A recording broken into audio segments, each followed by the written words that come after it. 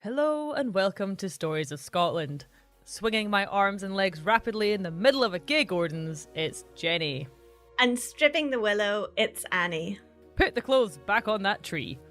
We're going to take an interlude from our Highland history and explore some fascinating stories of the south of this marvellous country. But first, we wanted to end the season on a high, and so that's why we're having a wee Cèilidh episode. It's a Highland fling! So the Cèilidh hasn't always been the town hall country band swirling social dances that we know them as nowadays. The word Cèilidh is of course Gaelic, and it just means to visit, to get together. And originally a Cèilidh was just this kind of social visit between neighbours, between folks of the settlement.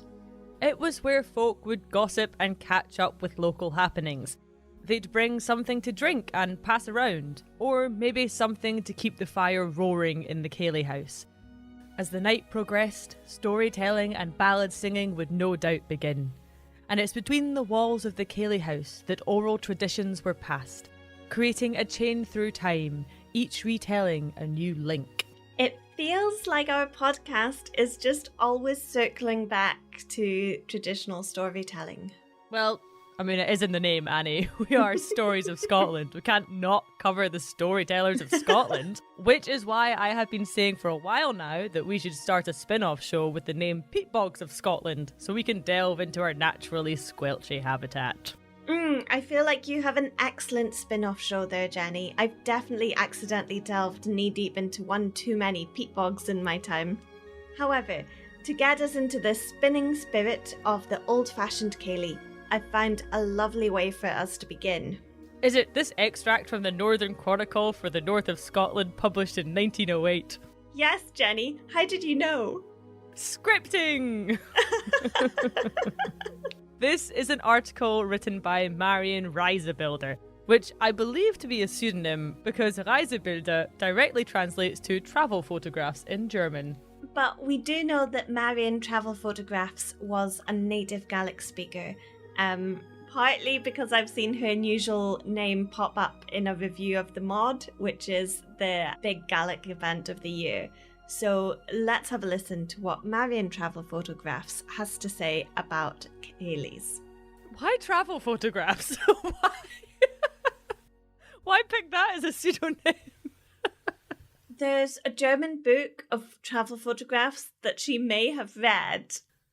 Okay, so it was a coffee table. It's like picking a password. You know, you just look at the two things on your table and make a password out of it. Yeah. Oh, okay. Here we go, Marion travel photos.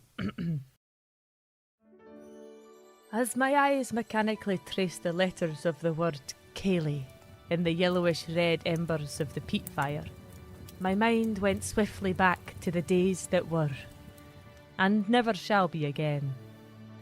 Suddenly, I feel as if the weight of many years has fallen from my head, and the bitterness of many sorrows had passed from my heart, and I was a child again, in the old home beside the western Ceilidh. It was night, a clear, cold, starlit night. It was neither wholly calm, nor to yet be described as stormy. It was as though the giant mountain, which stands as a sentinel o'er our loch, drew the north wind from its corries, and then flung it from its right shoulder. This formed sudden blasts which hustled through the air, and smote the house with a noise resembling that of weapon practice. The good man of the house sat with a huge coil of heather rope, which his skilful hands had fastened out of the purpling heather. He prepared this in anticipation of damage done by the storms that so often stripped the thatch from his roof. The good wife was sat at her spinning wheel, but she would rise and clean the mess made by the heather weaver. She replenished the peat fire and swept the hearth, and would order me to decorate the hearthstone with fantastic chalk drawings. I love that instead of putting a child's drawing on the fridge, we are getting the child to make chalk drawings on their hearthstone on the fireplace. I find that very charming. It's good as well, because if it's rubbish, you can just wipe it out and be like, oh, no, it's gone. Oh, what my mother would have done for that. She would light a homemade candle and place it on a brass candlestick on her handsome dresser. Footsteps were now approaching the house, and along came the Cèilidh folk, representative of nearly every family in the sparsely populated locality. They entered singly or in twos and threes until fully about 20 people were assembled.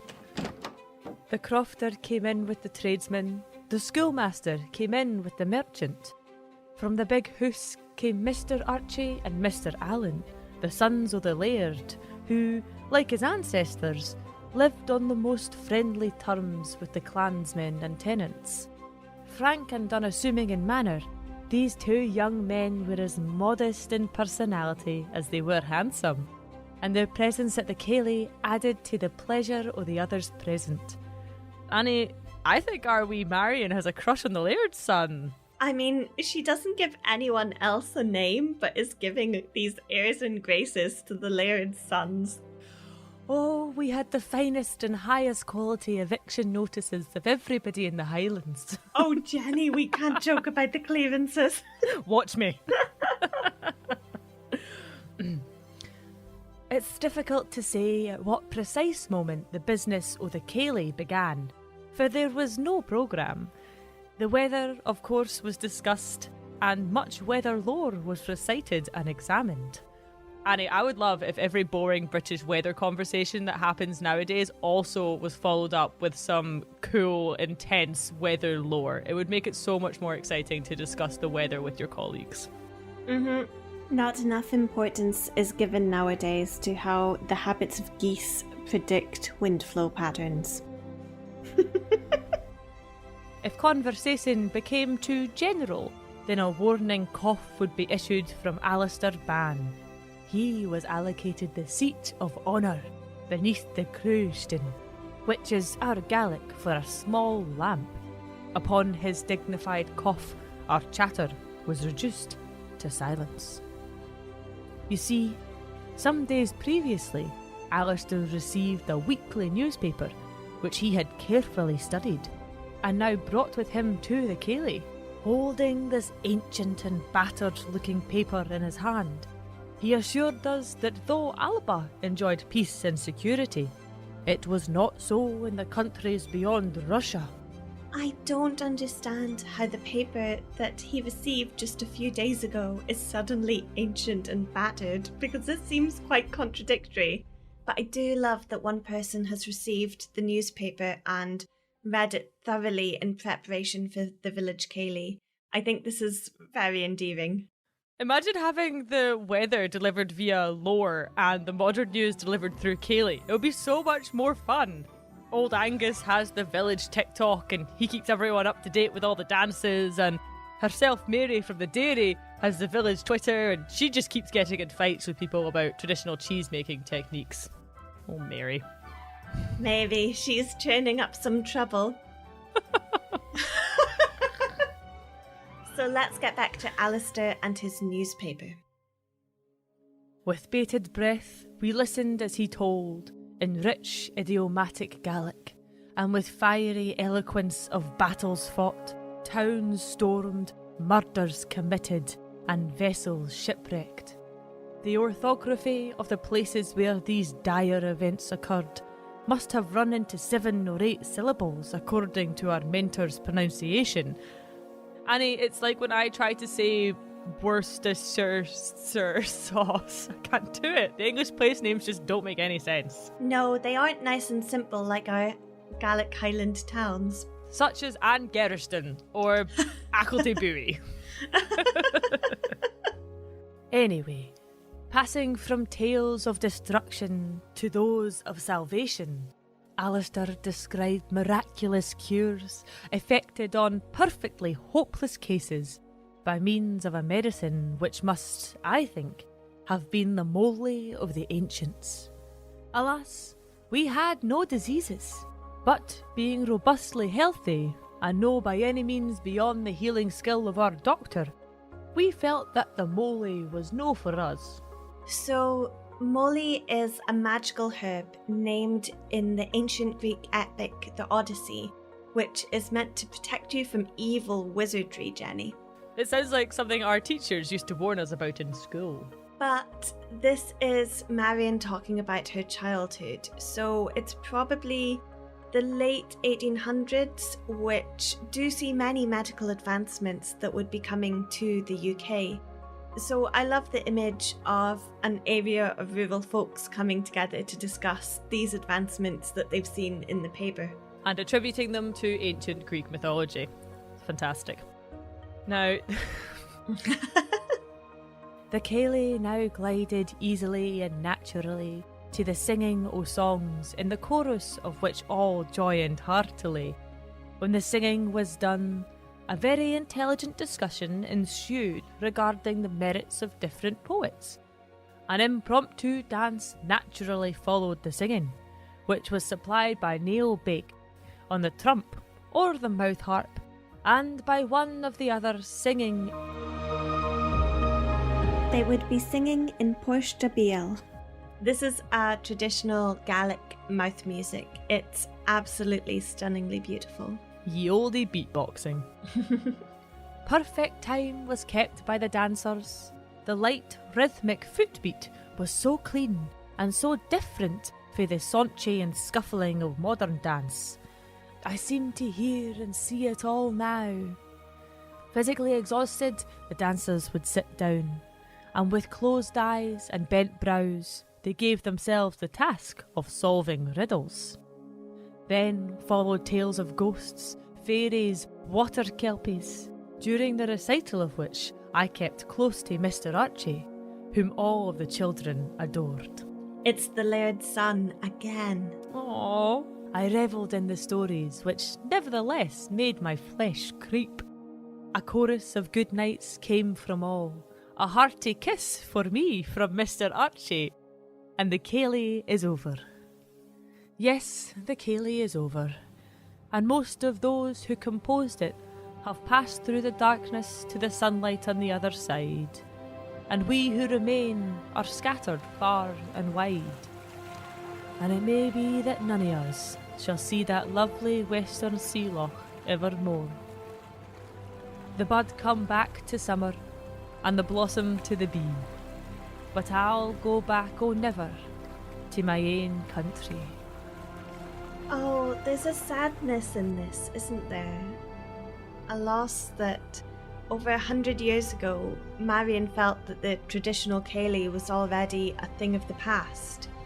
But this is our intangible culture, and folk reshape it to fit our needs, which is why we still Cèilidh in a different way nowadays. But I do think that we need to look at some of the benefits of this old style of Cèilidh, bringing people together regularly as a community to connect with each other.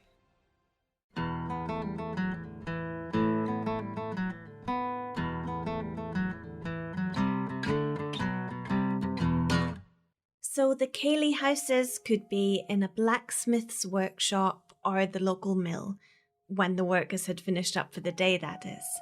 But most often they were just ordinary people's homes. There would be one or two houses where folk often gathered, and these became known as the Cèilidh houses. Places where the door was always open, and there was always someone to hear or tell a tale or two. I found a fantastic story of one such Cèilidh house that many of the locals were very fond of. It takes place in a village on Mull, and like lots of villages, it had its own local customs. This story tells of a Cèilidh house custom and what happens when you haven't got the lowdown on the local laws. Oh, do share. On a crisp autumnal night on the Isle of Mull, as the last of the gloaming was fading into starry darkness and the sea was lulling the land to sleep, 2 strapping young lads were making their way to the local Cèilidh house. They were good friends. One was a local, and the other had come over from Iona, excited for a dram or two with his pal. And what better place to be merry than the Cèilidh house? They were welcomed by a gently smouldering peat fire and a fair few pats on the back. The last of the card game was wrapping up, and the stories were starting to unfold. Now, it was local custom that the storytelling would start with the eldest, and then in turn, all those who were at the Cèilidh gathering had to contribute in some way.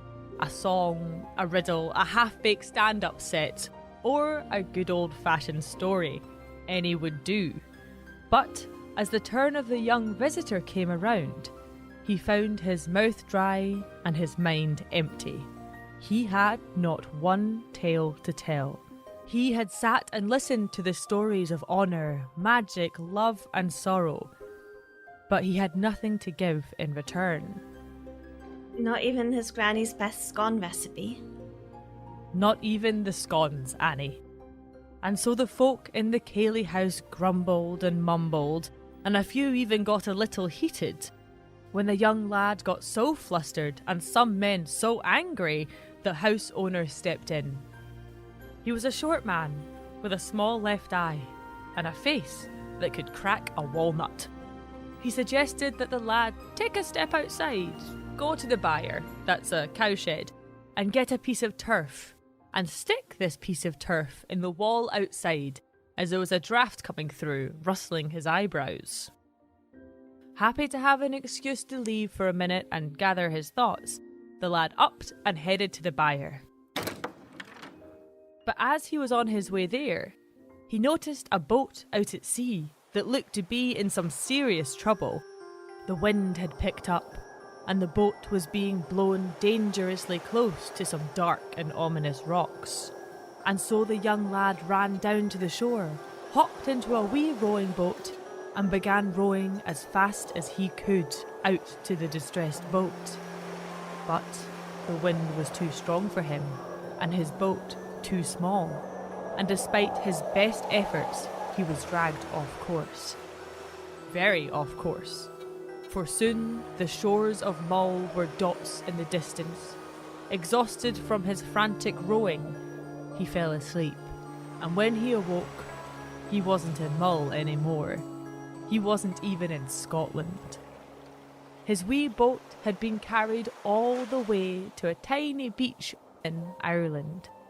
He dragged his boat ashore and wandered up to a house on the hill. He was met by a very surprised old woman who, nevertheless, invited him in, sat him down, gave him some tea, and chuckled at his misfortune.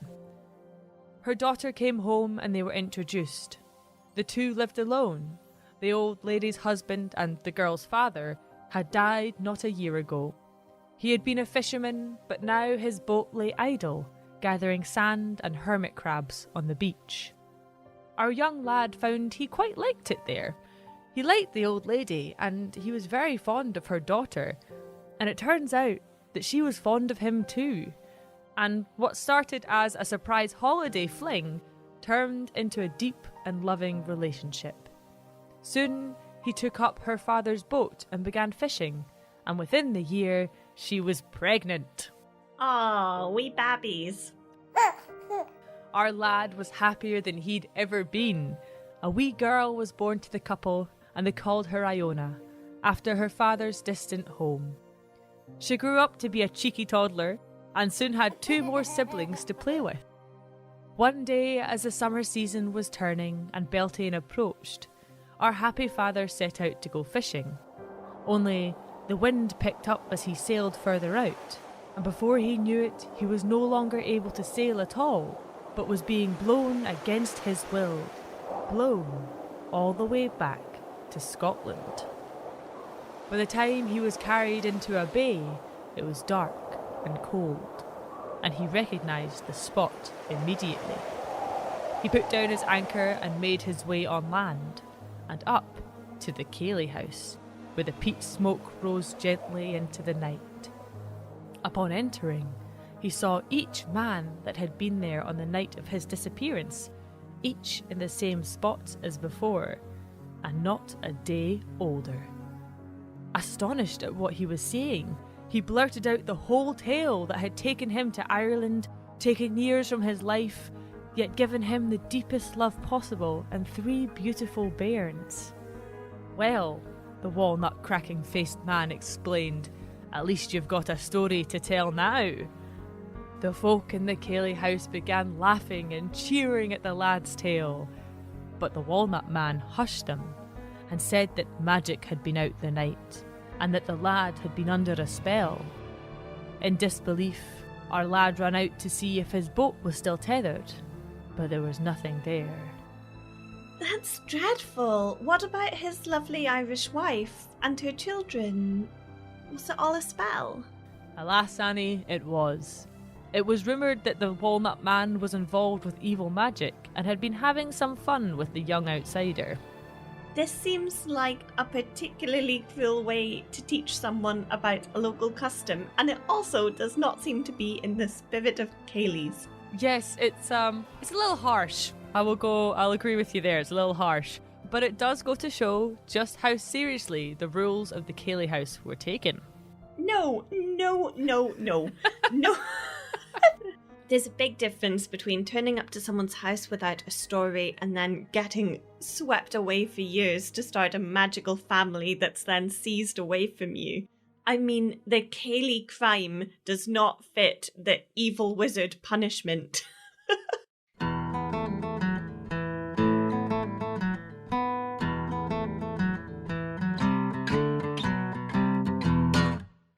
We heard a marvellous story of a Cèilidh, which itself became a story to tell Cèilidhs. We got this from an oral history of Captain Dugald MacCormick, recorded in 1953. Now, Dugald was born in 1877, so he was 76 when he was telling these stories. He remembered the heydays of the Cèilidhs. Dugald heard this story while fishing with his pal Old Alistair, who probably would have been born in the mid-1800s. Now, apparently, Old Alistair was one of the great village storytellers. Is it considered rude to call him Old Alistair? You know, like, you're a year or two older than me. Can I just start calling you Old Annie? Actually, yeah, I'm going to start calling you Old Annie. So, this isn't rude, Jenny. And my youthful looks are not offended by this at all. Because it's only rude if you see it as an insult to call someone old. And in Gaelic, being called old just means that you get extra respect in the tone of speaking to that person. Okay. So please start speaking to me in a formal and respectful tone, young Jenny. Now, many generations of the same family could have the same name, so the same first name and the same surname. So it wouldn't be unusual in one family that you'd have an old Alistair, a young Alistair, a shepherd Alistair, a big and little Alistair, every kind of Alistair you can imagine. A perfectly symmetrical Jenny. Exactly. So let's delve into this ghostly Cèilidh story. It began at the fishing.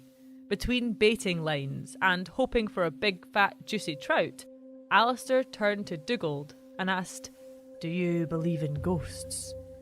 Dugald didn't really know what he believed in, but old Alistair went on to explain that he wasn't a superstitious man, but in his life he had seen one true ghost. Old Alistair was a knowledgeable man. He had been on a ship as a lad and so had seen the world, and his word was to be trusted. It was the night of a Cèilidh in Fionafort in Mull, and 8 people attended. They came along to tell stories, to blether and to sing songs, and it would have been a normal Cèilidh, but for one event that all 8 attendees testified to be true. It was in the house of Donald McAllister, the son of a tailor. And outside the tailor's wee Cèilidh house, a blizzard was brewing something thick, with gusts and gales and snow. It was bitter and rough outside. The room was lit by a small fire and a little lantern above the door, where Donald's father, the tailor, normally did his sewing. All of a sudden the house was seized by a draught of wind so cold it couldn't be natural. and the small lantern went out immediately. The house was plunged into darkness and shadow. It felt as though both doors had been flung wide open, but they remained sealed. Out of the darkness, a figure appeared. It was a man. His face was as white as the blizzard snow outside, and he was soaking wet.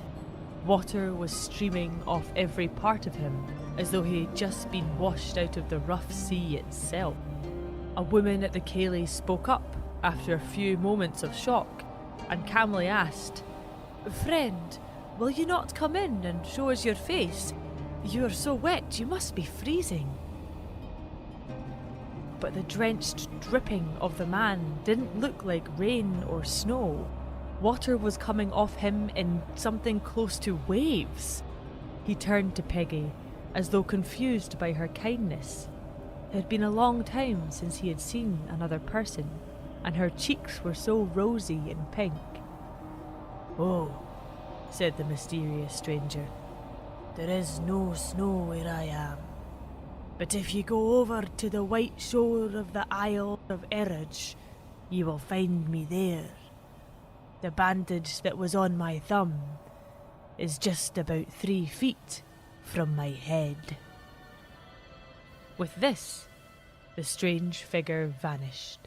Right on the spot where he had been standing, there was not a drop of water left. It was bone dry. There was not a single trace of the deluge that had been coming from this man. And the mood that remained in the room was one of terror and fear, as they were all certain that they had just had a conversation with the spirit of a dead man walking. 2 of the Cèilidh visitors fainted in a daze, and there was not a word of comfort that any of those people could give each other to release them from the clutches of dread. Eventually, late into the evening, the snow stopped and they all cautiously made their way home. The news of this visit spread round the village faster than a rain cloud. Everyone heard of the creepy, ghostly Cèilidh. And so, a couple of the men decided that it was a bit too serious just to take as rumour, and since the weather had calmed, they would take a trip to the Isle of Cèilidh and have a look and see if there was any truth to the words that the spirit spoke. Cèilidh is a tidal island, so they went when the sea was at its lowest, ebbing away from the coast. Alas, on the exact spot described, on the peaceful white sandy beach of Cèilidh, they found a man's body. And only a few feet from his body, they found the bandage that the spirit had told them of. And so they sought help from the lighthouse keepers of the island to help them recover the body and take the dead man back to Fionafort. They sent a message around that the body had been found, and eventually a man came and claimed it as his son. His son's name was John Macpherson, and he was the mate of a ship called Fairholme that had been wrecked in the seas around Tory Island in Ireland, with 5 of the crew drowning. The body had been seized by the sea and taken over 100 miles in 19 days until it was washed up on the small island. The body was buried in Fionafort Cemetery, and anyone who visits can still see the stone to this day. So, big parts of this story are true. All of it's true. There's a ghost at a Cèilidh, but the Fairholme was a 250-ton steamer ship which left Glasgow for Limerick with a cargo of coals, and this ship found itself in thick fog and struck rocks and was wrecked within minutes in 4 fathoms of water. Now, 5 out of the 11 crew died, and amongst these casualties was John Macpherson. Now, John Macpherson left a widow in Glasgow, and we know he existed, and that his body was found washed up on the Isle of Cèilidh. And to this day, there still stands the gravestone that was erected by John Macpherson's father in Fionafort. And the gravestone reads, "Erected by D. Macpherson, Appin, in memory of his beloved son John, mate of the SS Fairholme, wrecked on Tory Island, 22nd of August, 1874. Aged 35 years, his body was washed ashore here, a distance of 200 miles, 19 days later." Wow, that gravestone really succinctly summarised that whole story. I missed out the bit with his ghost, though. Yeah, but I feel like maybe, there wasn't enough space in the gravestone for that bit. Do you think a ghost really did visit that Cèilidh, Jenny? Why would old Alistair lie? Maybe it was just drunk, but he may have just had a few too many drams. But how do you expect me to explain the unexplainable? It's impossible.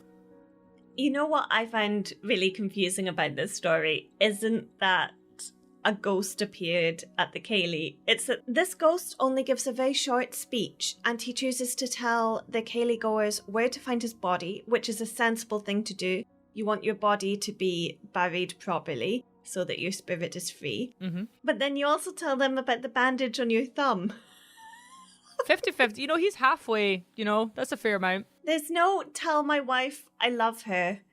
Tell my dad I hope I made him proud. It's just there's a bandage that was on my thumb and you'll find it a few feet from my head. Need to make sure they're finding the right ghosts. What if there was 9 other bodies washed up there and none of them had bandages and no one was quite sure which one was the ghost? It wouldn't make sense. I just feel like it's a plot hole. A plot hole that can't be plugged with a thumb bandage.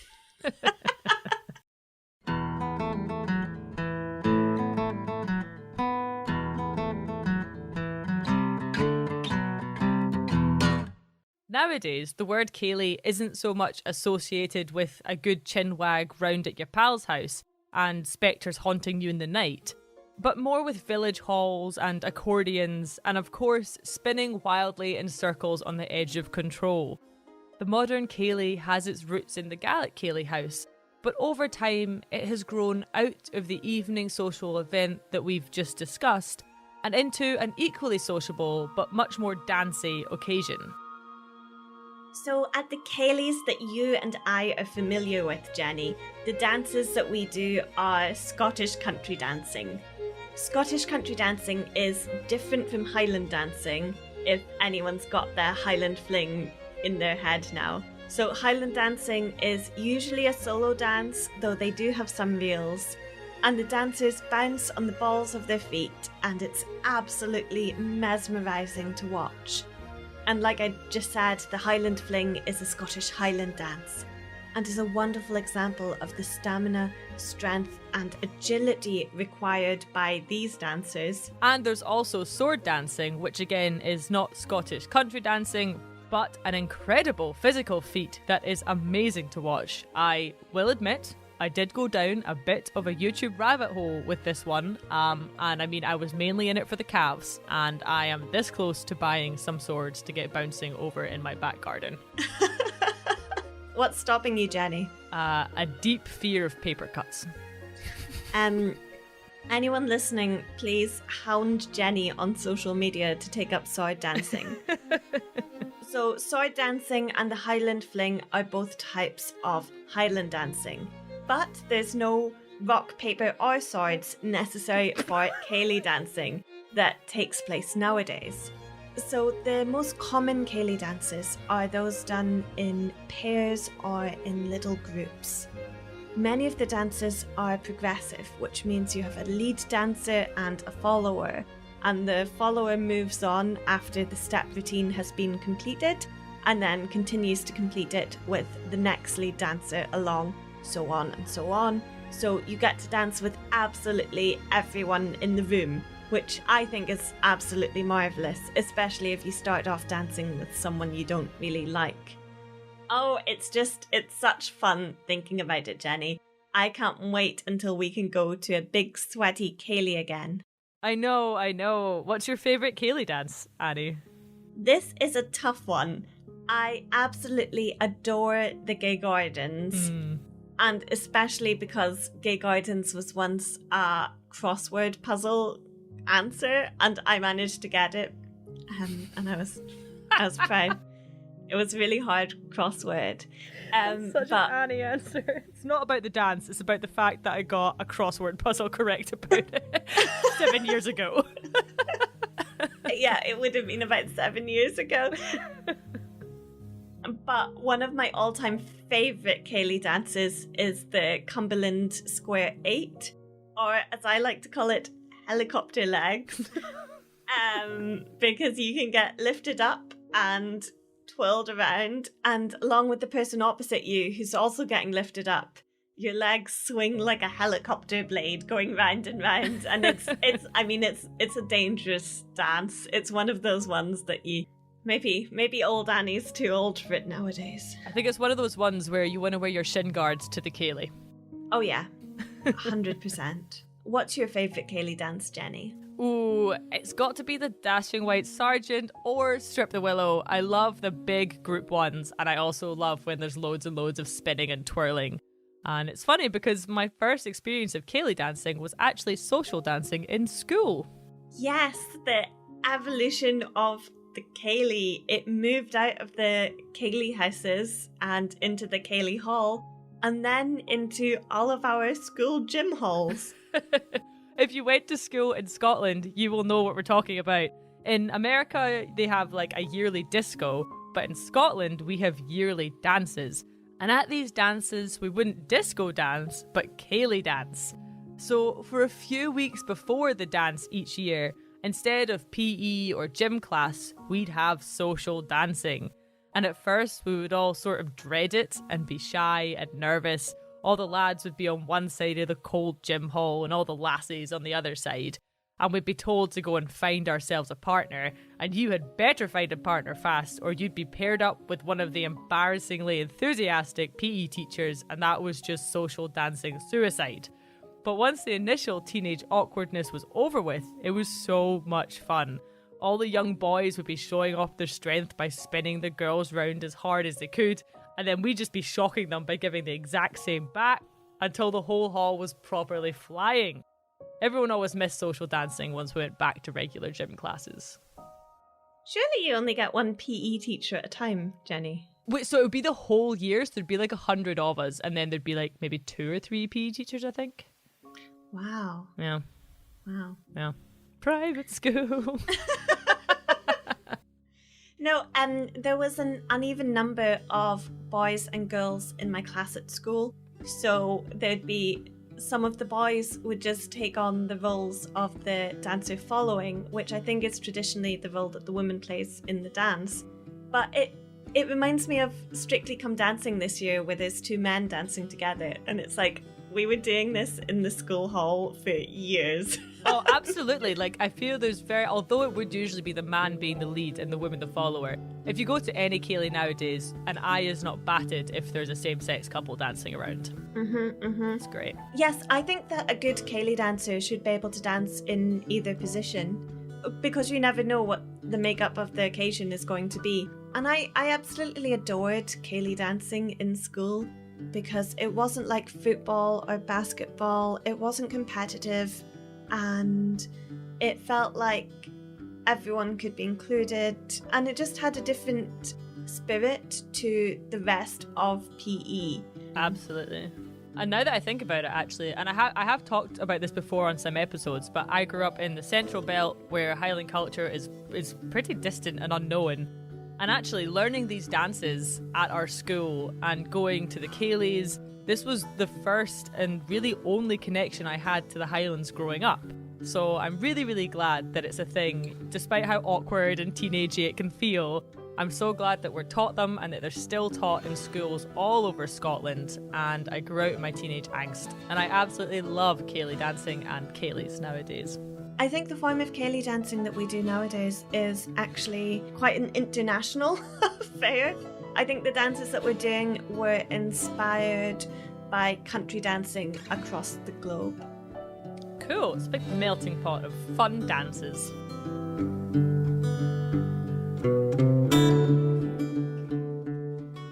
Annie, I think one day in the distant future, when we are big and successful enough and we are touring the world with our Stories of Scotland live show, which is my dream, we should do a live show and then hold a céilidh afterwards for all the people who have come along, because there is nothing like a good old céilidh with a full band and a dram or two after some storytelling. It sounds like a great idea, Jenny, but I know that you've just put it in the episode to commit me to it now in front of everyone listening, so that absolutely. I can't back out of this later on. Well, you just got everyone to hound me on social media, so I take up sword dancing. So if I agree to take up sword dancing, will you agree to go on tour and hold a céilidh afterwards with me? Maybe. All right, well... But thank you all so much for joining us on this dance through the history of the céilidh. If you've enjoyed having a tale or two whispered in your ears by Annie and I, then please consider supporting us on Patreon. Patreon is a platform that helps independent creators like us keep on creating. For the price of 2 kilograms of turnips a month. That's a lot of turnips, Jenny. It is, it's a lot of turnips. And for the price of that, on our Patreon, instead of turnips, you can get more Stories of Scotland content. Yay! We recently sent out the shiny sticker packs to our patrons, so be on the lookout for them in the next few days. We didn't include any turnips with the stickers just because they're too heavy to send in the mail. We can't afford that. But you never know. Maybe the next Patreon pack will be 2 kilograms of my finest neeps. You've certainly got enough of them in that massive turnip patch of yours, Annie. How's your turnip patch coming along, Jenny? I don't want to talk about it. Have you got big neeps or little neeps, Jenny? They're not little. They're mature individuals who just happen to be slightly immature. I don't know what you're talking about. Oh, Jenny, you can call me Old Annie and I'll call you Baby Neep Jenny. Oh. But let's give a massive welcome to our new patrons on Patreon, who I like to imagine are all dancing together right now, doing the Dashing White Sergeant, possibly towards some kind of scary fairy hill. Let's put them back in Ceilidh. But it's okay because they're all going to have a lovely céilidh and then get out safe and sound. So thank you to Renee, Maggie, Blair, Jess, Ian, Dave, and Carrie. Thank you all so much for supporting us, you absolutely wonderful people. There are lots of other great ways you can also support us too. We're on all social medias, including TikTok, which Annie has been having fun posting videos of her shriveled neeps from 2 years ago on. Go check those little terrors out. But give us a like and a share and a follow and a retweet, etc, etc, etc.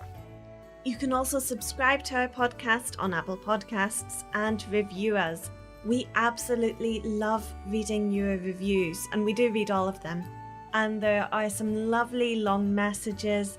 Some of them are incredibly poetic. Apparently, Jenny, our podcast sings to people's hearts. We are smart, funny, and enlightening. Yeah. Consistently knocking off socks with our wit, which I adore. And then there was a very simple one recently that simply said 5 stars, geniuses. Woo! I mean, my neeps may disagree with me, but I will take geniuses for sure. I think if you add up our IQs, we're almost at that genius level. But otherwise, we're just 2 people who put so much time into researching this podcast to make it as clever as we possibly can. Yeah, this was another one where we're like, we'll just make it a quick 20 minutes. We'll just make it a quick 20-minute episode and it'll be out in a week. And I think it's going to be like 40 minutes. So that's what our research does. It gives you a way, way, way longer show. As we said at the beginning of this episode, this is the last of our Highland series for a wee while, but don't worry, we'll be going back to the Highlands soon. However, I am so excited to be delving down to the borders for our next stretch of episodes. We have some absolutely incredible episodes coming up, and we've got some special Halloween content and maybe even a very special guest appearance. So, Who's it gonna be? For now, Is it the ghost? Is it the ghost from the Cèilidh house? Coming to defend his name. no, John is peacefully resting now, Jenny. For now, dear ghosts and listeners, Slanjava.